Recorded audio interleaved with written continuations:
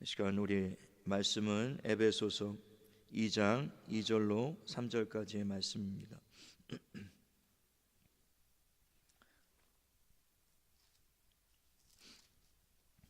에베소서 2장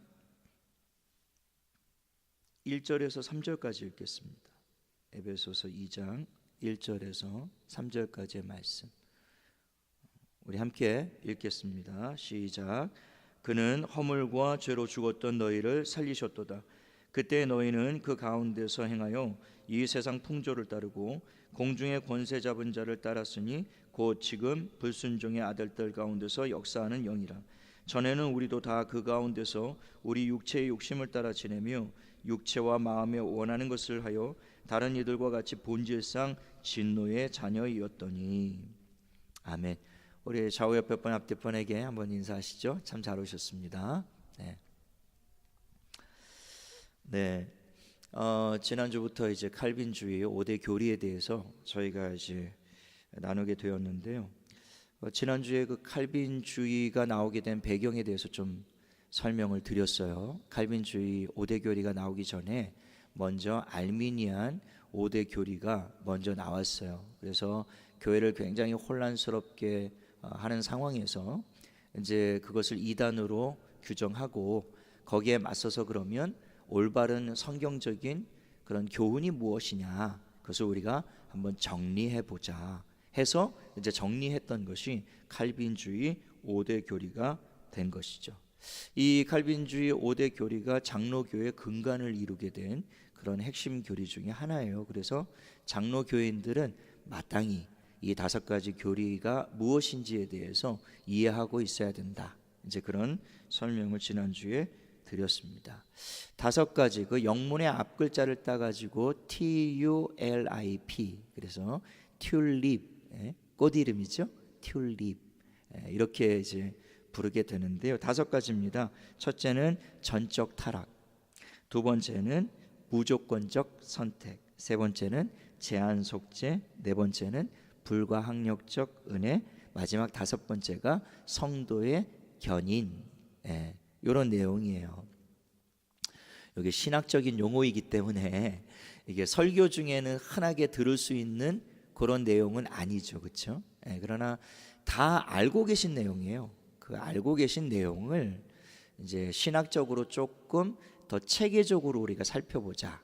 이제 그런 게 이제 교리를 공부하는 목적인데요. 이미 다 알고 계신데 지난주에 한번 이 칼빈주의 5대 교리 이제 대략적으로 설명을 드렸더니 우리 권사님이 저에게 조용히 오셔서 조금 어렵다. 목사님 그 설교 원고를 좀 주실 수 있겠냐, 그렇게 말씀을 해서 오늘 이제 프린트를 해서 나눠 드렸는데, 이제 잘 들어보시면 이제 그렇게 어려운 게 아니에요. 권사님 받으셨어요? 받으셨죠? 찬찬히 읽어보시면 어려운 내용이 아니에요. 5가지 중에 오늘 첫 번째 전적 타락, 전적 부패에 대해서 우리가 좀 살펴보려고 하는데요. 그 내용은 이것입니다. 아담 이후에 모든 인간은 스스로 구원을 받을 수 없을 만큼 전적으로 타락했다, 이런 뜻이에요. 그러니까 범죄한 인간은 스스로의 구원을 위하여 아무것도 할 수 없는 상태가 되었다. 그게 전적 타락, 전적 부패의 뜻이에요. 그러니까 우리 인간은 스스로 구원할 수 있다 없다? 인간은 스스로가 스스로를 구원할 수 없는 상태에 놓였다. 그게 전적 타락이다, 그 뜻이에요. 그러니까 마치 비유로 들자면 늪에 빠진 인간과 같은 거예요. 그러니까 늪에 빠진 인간은 여러분 상상해 보십시오. 저 아주 어렸을 때 타잔이라는 그런 외국 드라마를 보여줬어요. 김대영 집사님 기억나요? 그 흑백으로 막 그래서 타잔 흉내도 참 어렸을 때 많이 하고 이제 동네에서 막 산꼭 막 언덕에 올라가고 막 나무 타고 올라가가지고 밧줄 잡고 막 타고 내려오면서 막 소리 지르고 막 그랬는데요. 한 마리도 안 왔죠, 아무도. 근데 이제 타잔이 막 하면 동물들이 막 몰려오잖아요. 그때 그 외국 드라마에 보면 이렇게 곧잘 그 밀림에서 늪지대에 빠지는 그런 일들이 이렇게 지금도 이렇게 생각이 나요. 근데 늪에 빠진 인간은 자기 스스로 거기서 헤어나올 수 있나요? 없죠. 늪에 좀 뭐 빠져본 일이 없기 때문에 뭐 잘 모르겠습니다만, 어쨌든 빠지면 몸에 힘을 주면 줄수록 점점 더 빠르게 가라앉는 그런 속성을 가지고 있는데, 그게 늪이라고 그래요. 그러니까 늪에 빠지면 인간은 그냥 최대한 하여튼 오래 버틸 수 있는 방법은 뭐냐면 가만히 있는 거예요. 그러니까 누군가 와서 자기를 건져줄 때까지 가만히 있어야 되는 거지. 그러니까 자기가 막 빠져나오려고 막 몸부림치면 몸부림칠수록 점점 더 빠른 속도로 가라앉는 게 늪이라는 거예요. 마치 비유를 하자면 인간의 상태는 그런 상태에 놓여 있는 거예요. 자기의 힘으로는 그 늪에서 빠져나올 수가 없는 거죠. 누군가 와서 건져줘야 돼요. 근데 알미니안주의자들이 주장하고 있는 건 뭐냐면, 그러면 누가 와서 손을 내밀어서 건져주려고 할 때 그 손을 내가 붙잡아야 될까요? 붙잡지 않아야 될까요? 내가 붙잡아야 된다라는 거예요. 그래야 밖으로 내가 나올 수 있다라는 거예요. 아무리 밖에서 누가 손을 내밀어도 그 늪에 빠진 사람이 손 안 내밀고 그냥 가만히 있으면 어떻게 구원을 받을 수가 있느냐? 그게 알미니안주의자들이 얘기하는 거예요. 그런데 인간의 상태가 완전히 늪에 빠져서 죽어 있지 않은 상태라고 이해를 하는 거죠. 무슨 뜻인지 이해가 되세요? 그러니까 알미니안주의자들이 얘기하는 것은 늪에 반쯤 빠져 있는 거예요. 아직 살아 있는 거예요. 자기 손도 움직이고 누군가 손을 내밀면 자기가 이렇게 덥석 붙잡을 수 있는 의지가 아직 자기에게 남아 있다. 이게 알미니안주의자들의 인간을 보는 견해예요. 근데 칼빈은 뭐라고 얘기했냐면 아닌 거예요. 칼빈은 늪에 인간이 어떻게 빠졌냐면 완전히 다 빠진 거예요. 늪에. 그래서 호흡도 할 수 없는 상태에 놓여 있는 거죠. 그러니까 자력으로는 누가 와서 손을 내밀어도 자기 의지로는 잡을 수 없는 상태가 된 거예요. 그러니까 늪에 빠져서 완전히 호흡이 끊어져서 죽은 상태가 된 것이죠. 그런 상태에 놓여 있다라고 보는 게 그게 전적 타락이에요. 그래서 누군가 와서 건져내서 인공호흡을 하는 거죠. CPR. 그러니까 심장을 막 마사지를 하고요, 전기 충격을 가하고요, 그 막 구강 마우스 투 마우스 해서 호흡을 줘서 살려내야만 살아나는 게 그게 칼빈주의가 얘기하고 있는 전적 부패, 전적 타락이라는 거예요. 그러니까 우리 스스로는 그 늪에서 빠져나올 수도 살아날 수도 없는 존재가 되었다. 그게 이제 전적 부패의 뜻이다라고 하는 것이죠. 그래서 오늘 우리가 읽은 그 본문 2절 3절에 보면, 그때 너희는 그 가운데서 행하여 이 세상 풍조를 따르고 공중의 권세 잡은 자를 따랐으니 곧 지금 불순종의 아들들 가운데서 역사하는 영이라. 전에는 우리도 다 그 가운데서 우리 육체의 욕심을 따라 지내며 육체와 마음에 원하는 것을 하여 다른 이들과 같이 본질상 진노의 자녀였다. 이렇게 얘기를 하고 있어요. 그러니까 이 타락한 인간은 하나님께 전적으로 반항하고 불순종하면서 누구를 따랐다고요? 공중의 권세 잡은 자. 그 누구죠? 마귀를 따랐다는 거예요.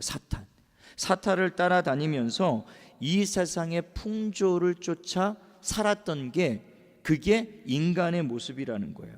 근데 여기서 이 세상의 풍조라는 것이 무엇이냐면 삶의 주된 목표와 방향이 하나님께서 원하시는 것과 늘 역행하는 것을 의미한다는 거예요. 그러니까 이 세상의 풍조를 우리가 따라 살았다는 것은 뭐냐면 하나님이 원하시는 삶의 방식으로 살지 않고 언제나 하나님의 뜻을 거슬리면서 살아가는 것, 그게 우리 인간의 상태였다라는 거예요. 그래서 우리가 배운 소요리 문답 일문일답, 사람의 제일 되는 목적이 무엇인가? 그러니까 사람의 제일 되는 목적은 하나님을 영화롭게 하고 그를 영원토록 즐거워하는 것이다. 그러니까 하나님이 우리를 지으신 목적은 우리로 하여금 하나님을 영화롭게 하는 거예요. 그래서 고린도전서 10장의 말씀처럼 너희가 무엇을 먹든지 무엇을 마시든지 무엇을 행하든지 다 하나님의 영광을 위해서 해야 된다라는 것이죠. 그게 우리를 지으신 목적이고 우리를 부르신 목적이에요. 그런데 그 하나님의 영광을 위해서 살아가는 대신에 타락한 인간은 누구의 영광을 위해서 살까요? 자기의 영광을 위해서 산다라는 것이죠. 그리고 하나님을 기뻐하는 대신 자기의 유익과 만족과 기쁨을 위해서 살아가게 되었다라는 거예요. 자기에게 초점을 맞추는 거죠. 타락한 인간은 하나님에게 초점을 맞추는 것이 아니라 자기에게 초점을 맞추는 것, 그게 이 세상의 풍조를 따라 사는 거예요. 로마서 1장 21절에 하나님을 알 때 하나님을 영화롭게도 아니하며 감사하지도 아니하고 그 생각이 허망하시며 미련한 마음이 어두워졌다, 이렇게 기록하고 있어요. 그러니까 하나님께 영광을 돌리지 않는다라는 거예요. 하나님을 영화롭게도 안 하고 하나님께 감사하지도 않는 것이 인간의 본성이라는 거예요. 제가 자주 인용하는 말씀입니다만 그 디모데후서 3장에 보면 말세에는 고통하는 때가 이를 것이다, 이렇게 얘기하고 있잖아요. 거기서 사람들은 자기를 사랑하며 돈을 사랑하며 자랑하며 교만하며 비방하며 부모를 거역하며 감사하지 아니하며 거룩하지 아니하며 무정하며 원통함을 풀지 아니하며 19가지나 되는 그런 악을 행하고 있다, 이렇게 말씀을 하고 있잖아요. 그리고 마지막에 나오는 것은 쾌락 사랑하기를 누구보다 더한다고요? 하나님보다 더하는 그런 게 우리의 모습이라는 거예요. 그러니까 사람들은, 타락한 인간의 본성을 가지고 있는 사람들은 요약하면 세 가지인데요. 자기 사랑, 돈 사랑, 쾌락 사랑이라는 것이죠. 그러니까 타락한 인간은 자기를 사랑하는 거예요. 하나님을 사랑하는 것이 아니라 자기 중심의 삶을 살게 되는 것이죠. 자기의 만족과 자기의 유익을 위해서 필요한 것을 돈으로 알고 있는 거예요. 돈을 그렇게 사랑하는 거예요. 돈을 사랑함이 일만하게 뿌리가 된다고 주님이 분명히 말씀하셨어요. 돈을 사랑하지 말라고 그랬어요. 그러니까 돈은 우리에게 필요한 거예요, 그렇죠? 우리도 헌금을 작정하고 교회 건축을 위해서 우리가 헌금이 필요하고 물질이 필요하잖아요. 그러니까 돈은 필요한 거예요. 그런데 돈은 사랑의 대상은 아닌 거예요. 그러니까 필요한 것일 뿐이지, 그렇다고 해서 그 돈이 없다고 해서 우리가 불행해지거나 그 돈이 없다고 해서 우리는 절망할 이유가 전혀 없는 거예요. 돈을 많이 가지고 있다고 해서 모든 사람이 다 행복한가? 그렇지는 않더라고요. 그 재벌 2세 3세가 지금 전부 다 마약 투약하고 지금 난리잖아요. 그리고 마약 투약한 사람들 보니까 전부 다 돈이 있는 사람들이 있더라고요. 비싸서 못해요. 돈 없는 사람은.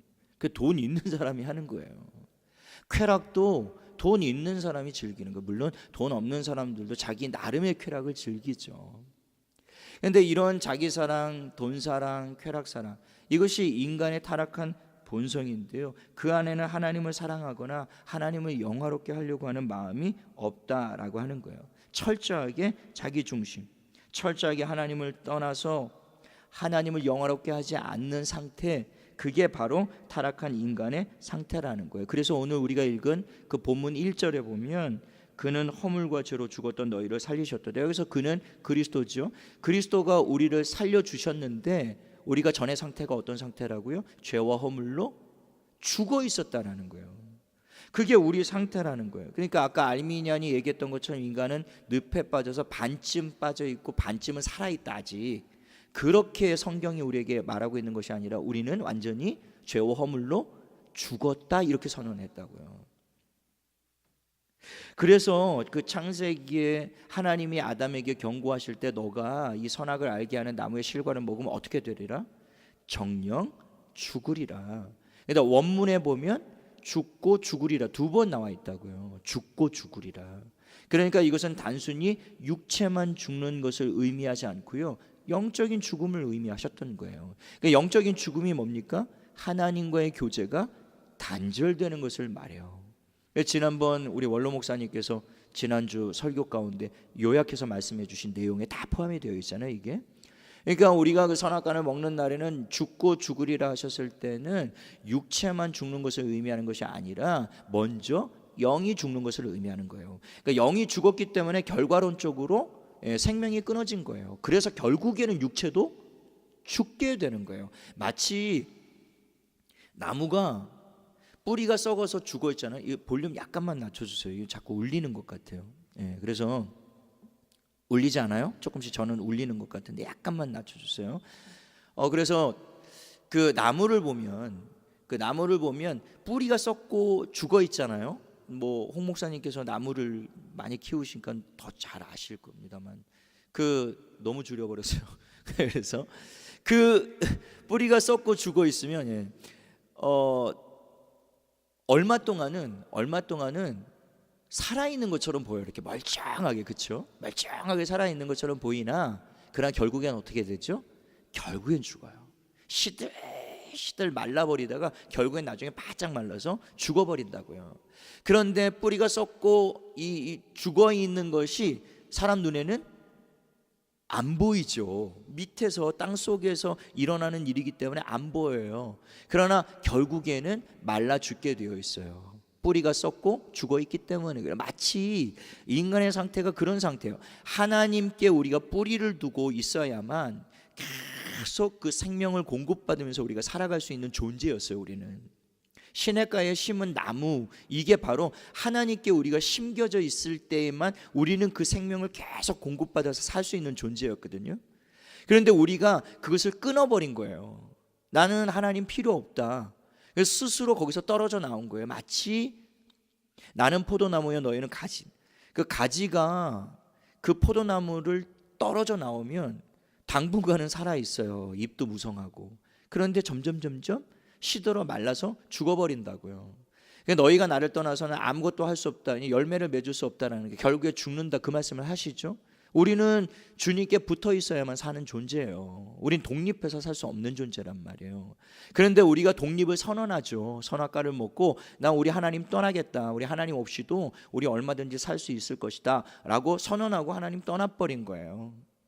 그러니까 하나님이 너는 죽고 죽을 것이다 선언한 거죠. 영이 죽어버린 거예요. 영이 죽고 나니까 당분간은 막 살아있는 것처럼 우리가 막 꿈틀거리고 살았단 말이에요. 물 밖에 뛰쳐나온 물고기가 금방 죽나요? 아니에요. 막 펄떡거리고요. 얼마나 힘이 넘치는지 몰라요. 막 입을 뻐끔거리고 마가미를 힘있게 꼬리를 치고요. 펄떡펄떡 뛰어요. 그러나 그건 살아있는 게 아니죠. 그건 곧 죽는다라는 것을 우리가 알 수 있잖아요. 마치 인간의 상태가 그런 상태다라고 하는 겁니다. 그런 상태에 놓여 있는 인간과 하나님 사이에는 그 사형리에 보면 큰 간격이 생겼다고 그래요. 그래서 타락한 인간, 죄에 빠진 인간은 어떠한 수단과 어떠한 방법을 다 동원해도 거룩하신 하나님에 도달할 수 있다 없다? 없다라고 가르치는 거예요. 구원에 이룰 수 있는 방법이 전혀 없다라는 것이죠. 그래서 그 3절에 보면 전에는 우리도 다 그 가운데서 우리 육체의 욕심을 따라 지내며 육체와 마음에 원하는 것을 하여 다른 이들과 같이 본질상 진노의 자녀였다, 이렇게 얘기하는 거예요. 그러니까 예수님이 오셔서 우리를 살리시기 전에는 우리도 다 육체의 욕심을 따라 살았다라는 거예요. 육신의 정욕, 안목의 정욕, 이생의 자랑, 그게 이 세상의 풍조잖아요. 그러니까 하나님을 거스르는 삶을 살게 되었다라는 거예요. 그러니까 인간의 이 타락한 본성은 결코 하나님의 진노에서 벗어날 수 없는 상태가 되었다라는, 그게 전적 타락이고 전적 부패예요. 그러니까 하나님을 떠난 인생은 필연적으로 죽을 수밖에 없는 상태가 되었다라는 것이죠. 그래서 자기의 힘과 노력으로는 결코 생명을 얻을 수가 없는 거예요. 땅에서 뽑혀 나온 나무가 자기 힘으로 한번 살아보겠다, 결코 살 수 없는 존재가 되는 것이죠. 물 밖으로 뛰쳐나온 물고기가 자기 힘으로 한번 살아보겠다, 그리고 뛰쳐나온 물고기는 결국 죽을 수밖에 없게 된 거예요. 마치 우리가 밤마다 스마트폰을 우리가 충전하고 잠에 들잖아요. 그렇죠? 아주 목숨처럼 충전기에 꽂고.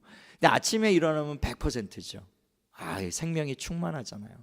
그런데 그 충전기에서 분리되는 순간부터 달아 없어지기 시작하는 것이죠. 점점 줄어드는 거예요. 많이 쓰면 많이 쓸수록 어떻게 되죠? 배터리가 빨리 달아 없어지는 거예요. 그러니까 자기가 막 최선을 다하고 열심을 다하면 다할수록 인간은 그 생명이 빨리 소진되는 거예요. 여러분, 천재들이 왜 단명하는 줄 아세요? 자기 능력을 너무 많이 활용했기 때문에 그래요. 자기의 능력을 필요 이상으로, 보통 이상으로, 수준 이상으로 너무 많이 사용한 천재들은 일찍 죽더라고요. 그러니까 열심히 자기가 최선의 노력을 다하면 다할수록 그 생명이 빨리 소진되는 거예요.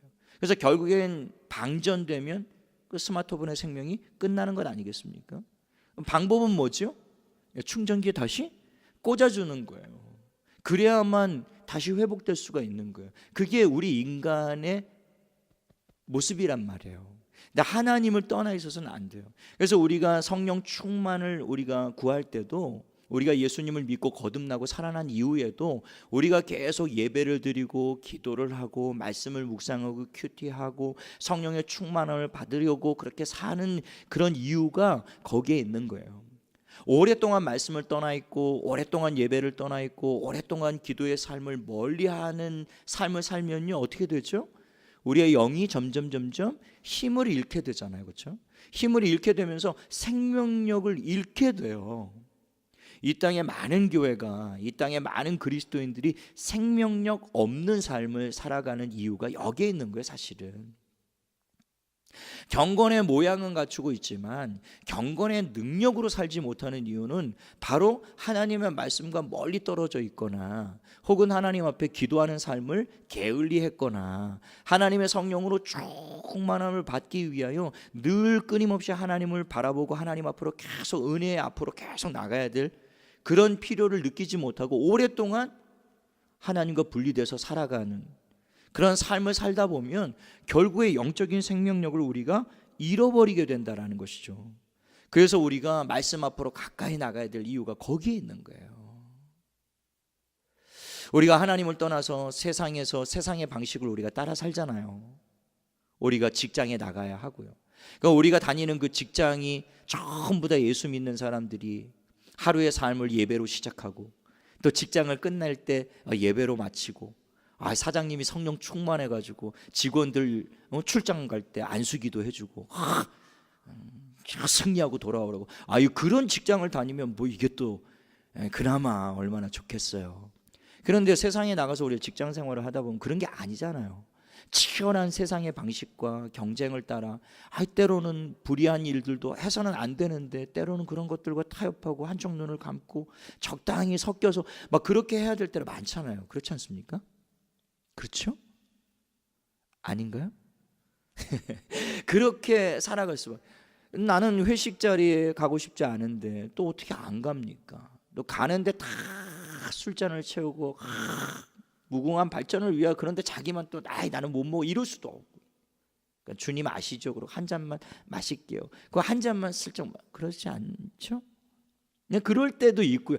적당히 그렇게 세상을 살다 보면 나를 소진시키는 영적으로 충만한 삶이 안 되도록 그렇게 끊임없이 우리를 회방하고 유혹하고 미혹하고, 사단이 끊임없이 우리를 공격하고, 나는 그렇게 살고 싶지 않은데 세상에 계속 유혹거리가 계속 들어오고요.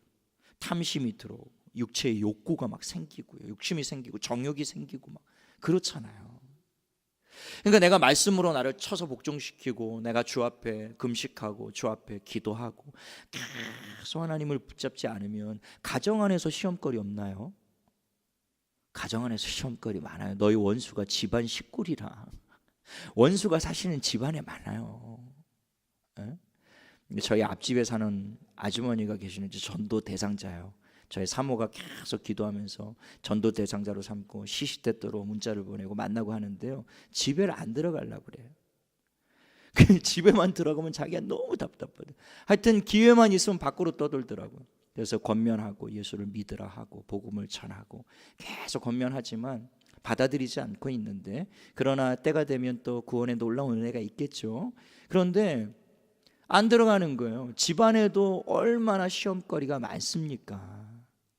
나를 충만하게 살게 하지 못하게 만드는 세상의 유혹들이 굉장히 많이 있단 말이에요. 그러니까 우리는 끊임없이 하나님을 바라보아야 해요. 끊임없이 성령의 충만을 계속 하나님으로도 공급받아야 해요. 우리가 공예배를 참석하자 이런 이유들도요, 그런 이유들이에요. 주일날 한 번 듣고 그냥 그 다음 주일까지 충만하게 이기고 살면 얼마나 좋겠어요. 그런데 사실은 그렇게 살기가 쉽지 않잖아요. 그러니까 중간에 한 번씩 다시 말씀으로 새로워져야 되는 은혜가 있는 거예요. 그렇다고 중간에 한 번씩 그런 걸로만 우리가 또 매일매일을 승리할 수 있나요? 그러니까 큐티 하자는 거예요. 그러니까 짧은 말씀이지만 그 말씀 붙잡고 또 살아보자는 거예요. 안 되면 새벽기도 하자는 거예요. 안 되니까 한 달에 한 번이라도 하자는 거예요. 작전 기도를. 안 되면 부활 주간, 그 고난 주간이라도 한번 해보자라는 거예요. 근데 왜 안 나오시는지 모르겠어요. 우리 홍 목사님이 나는 날마다 그렇게 기도하고 살아도 참 시험거리가 많고 세상을 이기기가 참 이렇게 참 힘든데 우리 교인들 믿음이 대단한 것 같아. 그렇게 어떻게 일주일에 한 번만 덜렁 예배드리고 세상 가운데 무턱대고 나가서 사는지 모르겠다. 그런 얘기를 하시잖아요. 참 어려운 삶을 끊임없이 하나님을 바라보아야 된다는 것이죠. 우리는 약해요.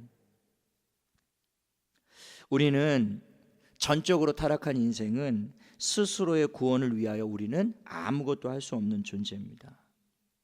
여기서 우리가 분명히 알아야 하는 것은 구원을 위하여 우리가 아무것도 할 수 없다는 거. 구원을 위해서. 이 한 가지 칼빈주의 5대 교리의 첫 번째 전적 타락을 우리가 배울 때 우리가 한 가지 분명히 유의해야 될 점이 뭐냐면 전적 타락이라는 말은 절대적 타락은 아니다라는 거예요. 그러니까 전적 타락과 절대적 타락은 다른 말이에요. 그러니까 절대적으로 타락했다라는 말은 무슨 뜻이냐면 인간이 하는 모든 말과 모든 생각과 모든 행동은 다 선한 것이 없고 다 악한 것뿐이다. 그게 절대적으로 타락했다 그런 뜻이에요. 그런데 인간이 꼭 그렇습니까? 우리가 하는 인간들이 하는 모든 말이 다 악한가요? 악한 말만 해요? 악한 생각만 합니까? 24시간? 그리고 행동하는 모든 것들이 다 악한 행동만 해요? 그렇지 않잖아요. 예수를 믿지 않고 교회를 다니지 않는 불신자들은 다 악한 말만 하고 악한 행동만 합니까? 그렇지 않잖아요. 불신자들 가운데도요 교회를 다니는 사람보다 더 착하게 사는 사람들이 있어요. 간혹가다. 불신자들도 서로 사랑해요. 서로 용서하고 서로 이해하고 서로 도와요. 지금 강원도 산불 피해자들 우리는 지금 점점 기억 속에서 잊혀져 가고 있지만 그러나 지금도 많은 분들이 고통을 당하고 있는데요. 불신자들도 그냥 손발 걷어붙이고요. 가서 자원봉사하고요. 그들을 위해서 헌신하고 봉사하는 사람들 많이 있습니다. 어제가 세월호 참사 5주기였는데요. 이 5주기를 맞이해서 일반 시민들이요. 그 중에 많은 사람들이 예수 안 믿는 사람들 많이 포함되어 있을 텐데 그분들이 그 추모하고 기억하고 함께 슬퍼하고 그 유족들을 위로하고 그들을 붙들어주고 이런 일들을 다 해요. 마음을 나누고 정을 나누고 사랑을 나누고 위로를 나누고 이런 일들을 다 한단 말이에요. 전에 어떤 스님이요, 제가 참 도전을 받았는데 어떤 스님이 세상에 이런 일이 뭐 이런 데 나왔어요. 무슨 일로 나왔냐니까 장기 기증을 했는데 두 가지를 기증을 한 거예요. 전혀 일면식도 없는 이웃에게 자기의 간 일부를 장기를 기증해서 나눠줬어요. 안 생명을 살렸어요. 근데 그리고 얼마 안 있다가 또 자기의 신장을 또 한쪽을 띄어서 또 그 기증을 한 거예요.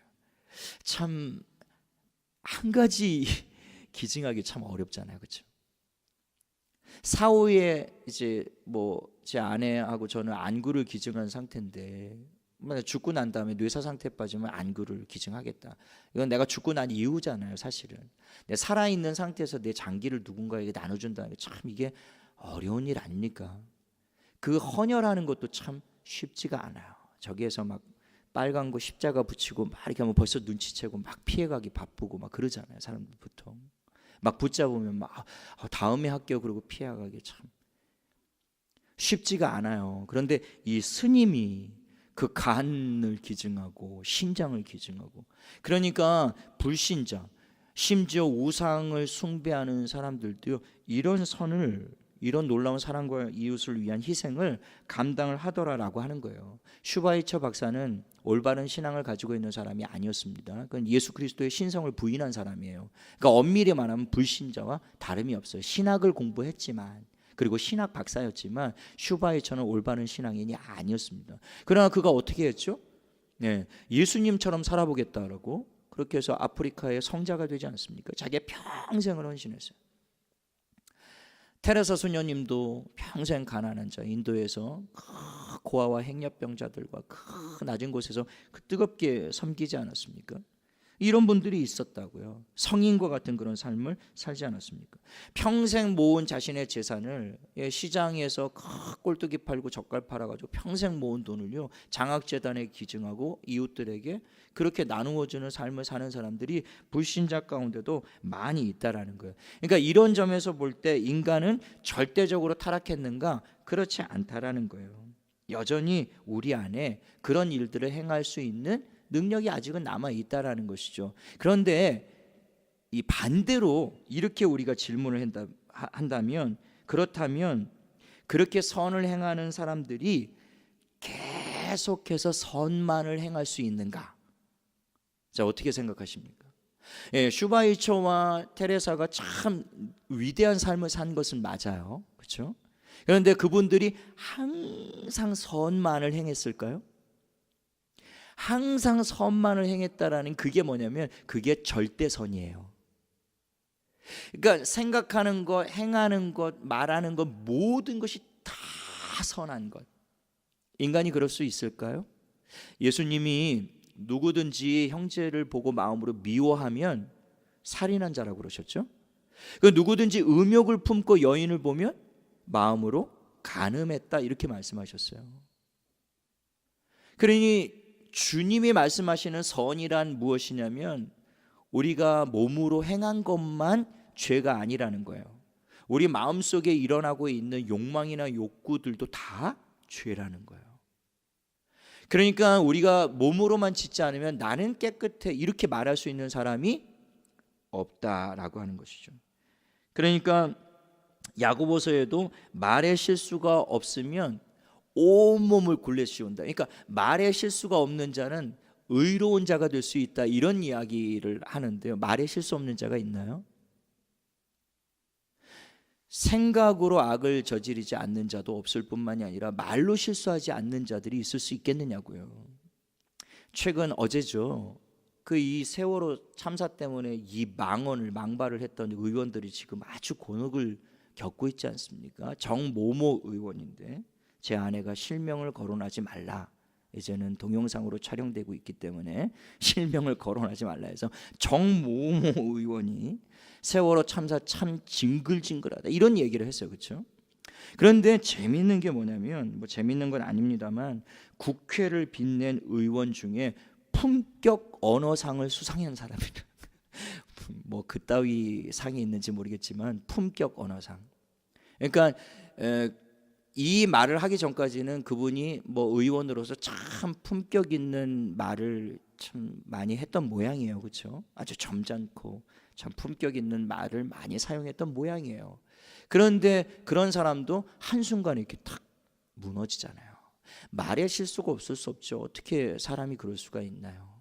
자그마한 실수에 많은 사람들을 상처를 주고 그 이혜인 수녀님이 쓴 말을 위한 기도에도 보면 참 지혜롭고 참 훌륭한 말의 주인이 되기 위해서 막 몸부림치고 애쓰고 기도하고 하나님 앞에. 그러나 우리가 정말 덕이 되고 은혜가 되고 정말 우리가 하는 모든 말씀들이 다 정말 사람들에게 본이 되고 덕이 되고 은혜를 끼칠 수 있는 그런 말을 할 수 있다면 참 좋겠는데요. 나도 모르게 불쑥불쑥 누추한 말, 또 어그러진 말, 또 하나님이 보시기에 합당하지 못한 그런 말들을 불쑥불쑥 내뱉을 때가 얼마나 많이 있습니까? 그러니까 우리는 생각이나 말이나 행동에 있어서 완전하게 절대적인 선만을 행할 수 있는 존재가 못 된다라는 거예요. 슈바이처나 테레사는 상대적으로 볼 때 우리와는 비교할 수도 없을 만큼 선한 삶을 살았지만 그것은 상대적인 선이라는 거예요. 그것은 절대적인 선이 아니에요. 나에 비해서 우리에 비해서 그가 선한 삶을 살았던 것은 맞아요.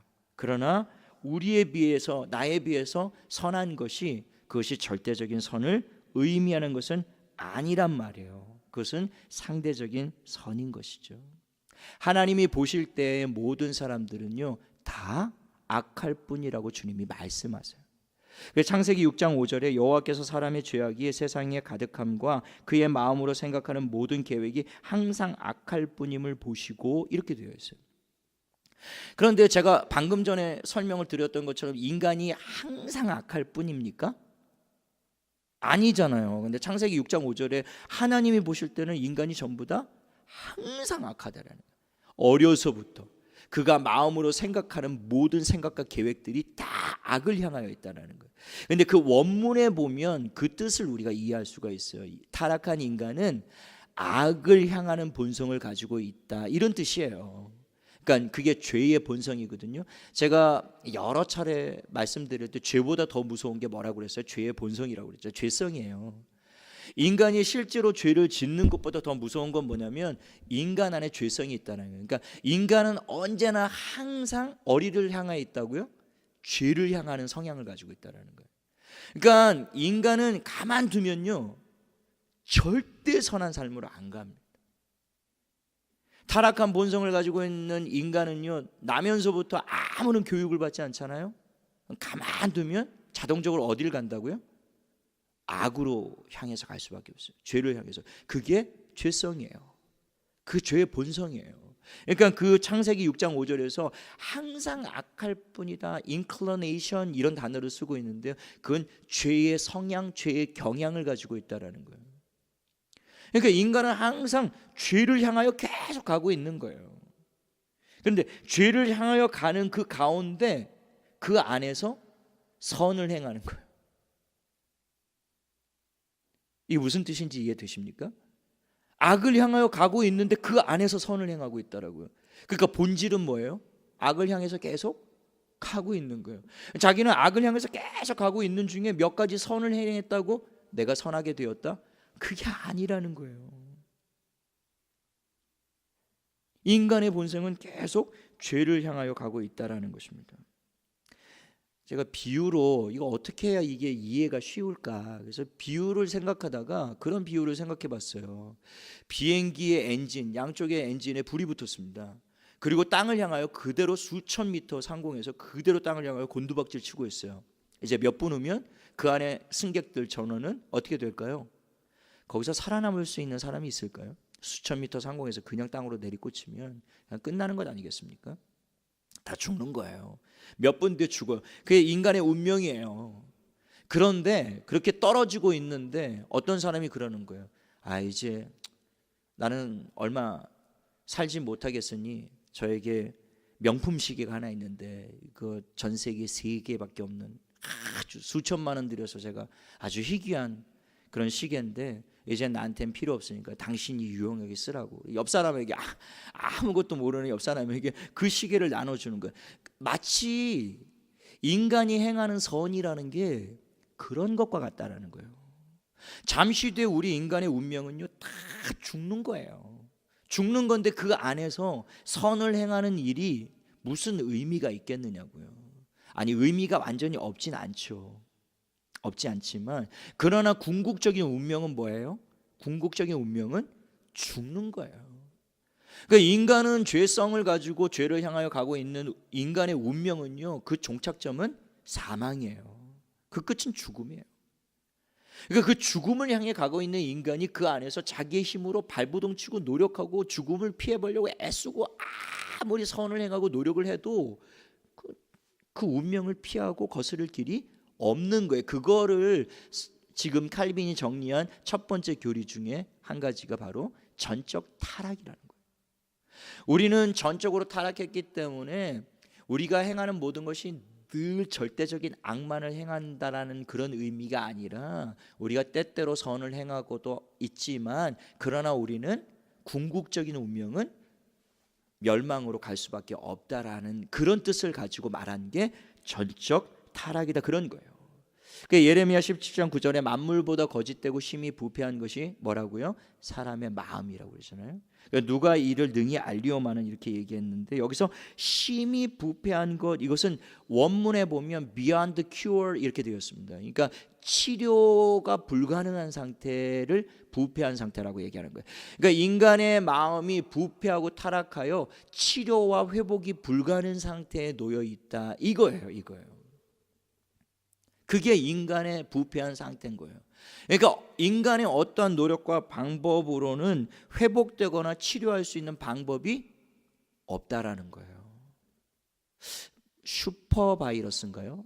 슈퍼박테리아인가요? 최근에 이 내성이 생겨가지고 어떠한 약물로도 치료를 받을 수 없는 그런 박테리아, 바이러스가 지금 뭐 신종 바이러스가 몇 가지 생겼다고 그러죠.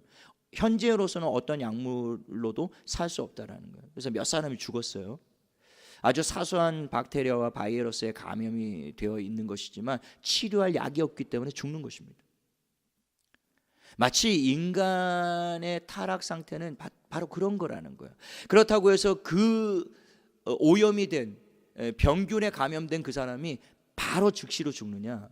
그게 아니죠. 그러나 서서히 어디를 향해 가고 있어요? 죽음을 향해 가고 있는 거예요. 그게 마치 인간의 부패한 상태라는 거예요.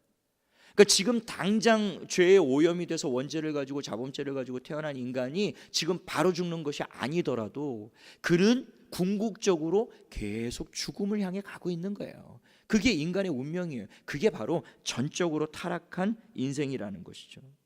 그래서 이 말을 그 요한복음 11장에 죽은 나사로가 다시 살아나는 그런 사건이 나오잖아요. 그때 죽은 지 나흘이 되어서 썩은 냄새가 나는 그 나사로와 같은 상태, 그 상태가 인간의 상태라는 거예요.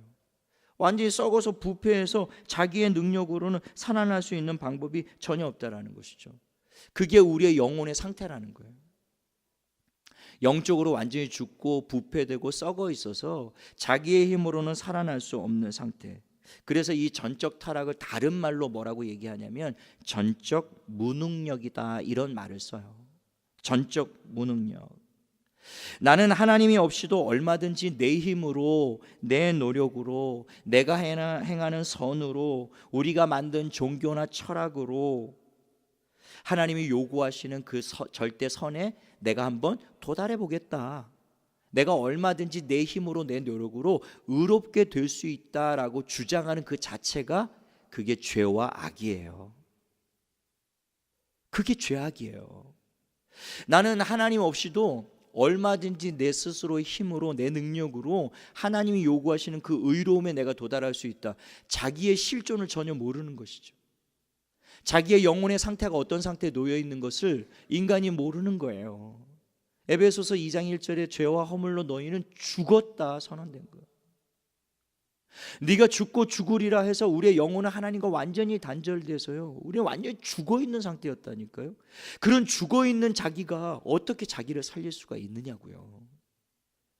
우리는 완전히 무능력한 상태에 빠져 있는 것이죠. 그래서 로마서 3장 23절에 모든 사람이 죄를 범하였음에 하나님의 영광에 이를 수가 없는 거예요.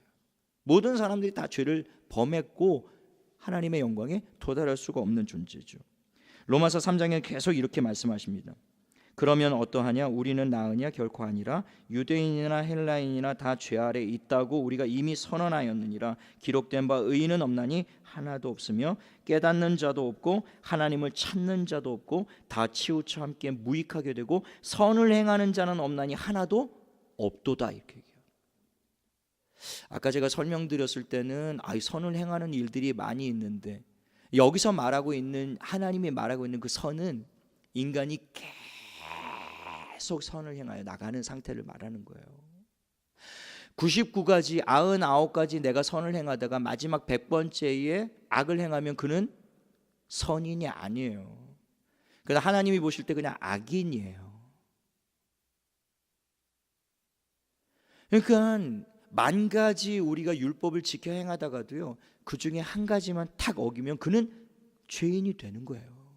그게 율법이고 그게 하나님이 우리에게 요구하는 의예요. 그게 선이에요. 그래서 하나님이 우리에게 요구하시는 의와 거룩과 선은요, 무시무시한 겁니다.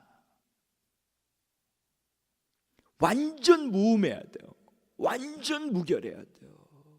생각이나 말 한마디에도 실수가 있어서 안 돼요. 그래서 그 성철 스님 전에도 제가 예화로 드렸습니다만, 성철 스님이 그 무건수행, 그죠?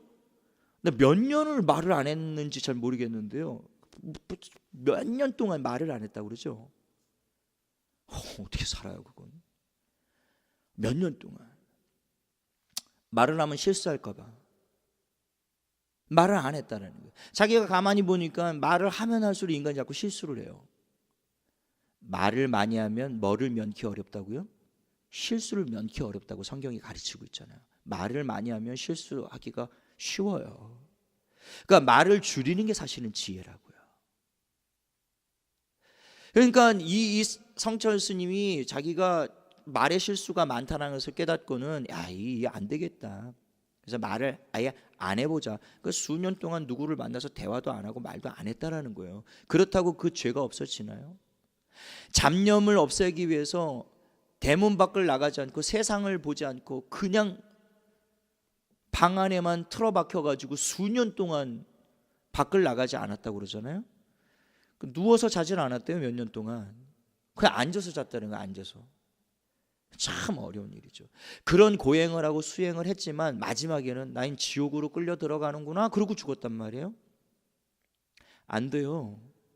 그런 노력으로, 그런 수고로, 그런 종교의 힘으로, 그런 철학의 힘으로, 자기의 선의 힘으로 자기가 선해져 보려고 하나님의 의에 도달해 보려고 막 노력을 하면 할수록 인간은 비참함에 떨어질 수밖에 없어요. 그게 인간의 실존이라고요.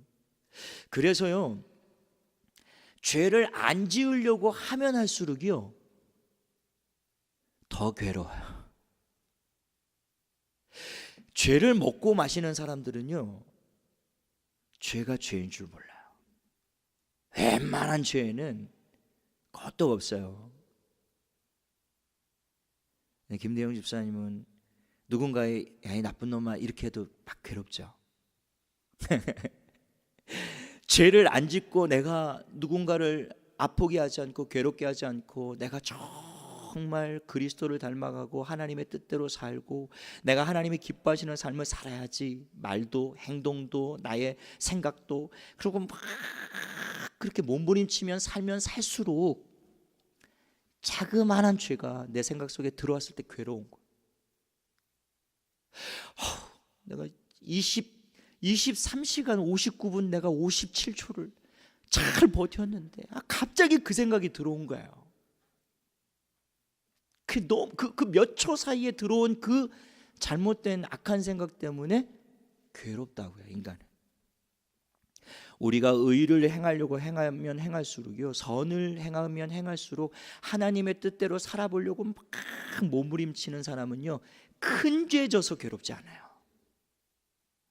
정말 예수를 오래 믿고 신앙생활 오래 한 사람이 뭔 그렇게 큰 죄를 짓나요? 큰 죄 안 짓나는 거예요. 그런데 아주 자그마한 거. 저는 지난주에 설교 중에 왜 조세요? 그 얘기 때문에 지금 2주 동안 졸지 마세요. 저는 그냥 성도들이 그 말씀을 듣고 은혜 받으면 좋겠다. 저는 그런 마음으로 한 거거든요. 진짜 뭐 미워서 뭐 야단치려고 한 마음도 아니고 그냥 그 말을 듣고 말씀을 듣고 은혜 받았으면 좋겠다 나는 우리 교인들이. 근데 왜 이 중요한 시간에 졸지 막 그런 안타까운 마음으로 했는데 2주 동안 막 너무 괴로워. 지난 주일날 한 분이 안 나왔는데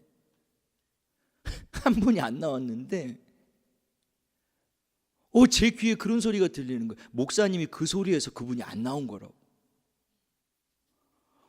그래가지고 막 못 견디겠는 거예요. 그게 막 지난 주일날이요 제가 얼마나 괴로운지 몰라요. 안절부절을 못 하겠더라고요. 제 목욕실에 들어가가지고 하나님 정말 그것 때문인가? 그것 때문이면 하나님 저 어떡하죠? 연자맷돌을 목에다 걸고 바다에 던져져야 어떻게 해야 되지 내가? 주님 저 어떡하죠? 애가 타서 막 전화를 하는데 전화도 안 받고 이거 어떡하지? 너무 마음이 막. 그러니까 제가 그 설교 그날 40분 중에 정말 기도하고 또 기도하고 또 기도하고, 저 설교하러 올라오기 직전까지 원고를 고치거든요. 마지막 순간까지 토시 하나도, 하나님 이 실수하지 않으려고 성도들에게 은혜 끼치고 싶어서 그러고 수정하고 고치고 또 고치고. 그러고 근데 그 40분 동안 제가 하나님의 말씀을 전한다고 막 했는데 그 한마디, 그게 내내 이 동안 마음을 괴롭히고 힘들게 하고. 사람이 그렇다고요. 제가 그렇게 큰 실수를 한 건가요? 제가 며칠 금식을 해야 되나, 이거 지금 어떻게 해야 되나, 막. 사람이 그래요. 자기가 정말 하나님의 뜻대로 한번 살아보려고 막 몸부림을 치잖아요.